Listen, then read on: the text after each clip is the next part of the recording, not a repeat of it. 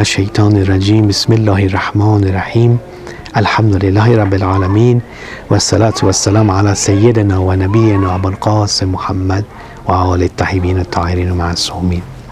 Aujourd'hui, nous allons reprendre et continuer le 9e jour du mois de Ramadan sur le sujet de comment, Inch'Allah, raffiner notre akhlaq, Inch'Allah. Aujourd'hui, ce qui est important, c'est de parler des cimetières, de parler de la tombe, de parler de, en fait, quelque chose qui nous réveille, qui nous redonne il nous pince le bras. On comprend qu'en fait nous sommes très faillibles, très fragiles. Peut-être aujourd'hui, demain, après-demain, nous allons rejoindre cette ombre. Alors c'est pour ça qu'il est important de visiter au moins une fois par semaine, surtout durant ce mois de Ramadan. Si ce n'est pas une fois par semaine, si on peut le faire tous les jours, rien qu'en marchant dans ces allées, ça peut être des allées en parc, dans un jardin, et de voir cette lignée de tombes dans un carré musulman pour ceux qui vivent hors pays musulman, et de pouvoir faire la Fatiha pour ce mort et de remercier Allah Azza wa Jal de nous donner cette vie qu'on a en ce moment et que nous avons la particularité de pouvoir œuvrer pour notre au-delà. L'imam Ali alayhi salam nous a enseigné un dua que les mukhalifin au nom de quelqu'un d'autre le récitent. Bismillahir Rahmanir Rahim. Assalamu ala ahli la ilaha illallah. Min ahli la ilaha illallah. Ya ahli la ilaha illallah. Bihaqqi la ilaha illallah. Et ce dua continue. Et c'est ce moment-là que, Inch'Allah, nous pouvons faire une Fatiha pour ce mort.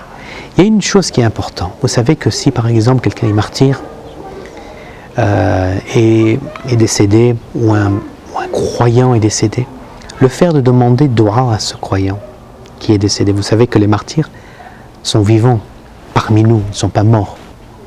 Et le fait de leur demander dua, ils vont aller le rapporter à Allah Azza wa Jal. Il est important d'aller les voir et leur demander dua, Inch'Allah.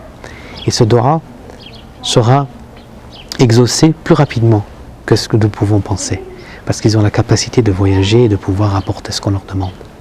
Il y a une deuxième chose, et je vais conclure cette vidéo assez rapidement aujourd'hui. Il y a un autre point qui est important, c'est le point de visiter les hôpitaux, de voir les malades. Si on a la chance d'avoir personne dans notre entourage qui est malade, mais de visiter des gens que peut-être nous ne connaissons pas, qui sont en dernière phase de cancer ou d'une maladie qui est incurable, et d'aller leur donner sourire. Ça va leur donner plaisir, vous faites des hasanah, et en même temps, ça vous rappelle vous-même d'être pas ingrat envers Allah Azza wa Jal. Alhamdulillah, j'ai la vue. Alhamdulillah, je peux marcher. Alhamdulillah, j'ai la santé. Et je peux continuer à vivre d'une manière normale. Et qu'on arrête d'être ingrat. Malheureusement, l'être humain, plus on lui donne, plus il en veut. Donc, le fait de retourner sur soi-même et en allant voir les malades et ceux qui sont les plus déshérités d'un point de vue financier, au point de vue santé, on peut se rendre compte que, alhamdulillah, notre ingratitude va s'améliorer. Et un dernier point, je vais terminer rapidement aujourd'hui, c'est d'aller visiter les orphelinages. Pas tout le monde a pu vivre avec ses parents. Il existe des orphelins, même parmi nous. Et c'est important de respecter les orphelins. Parce que le prophète Mohammed sallallahu alayhi wa sallam respectait les orphelins. L'imam Ali alayhi salam jouait avec les orphelins.